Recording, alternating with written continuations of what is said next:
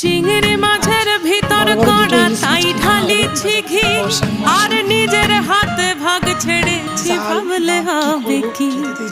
চিংড়ি মাছের ভিতর কড়া তাই ঢালিছি ঘি, আর নিজের হাতে ভাগ ছেড়েছি ভাবলে হবে কি।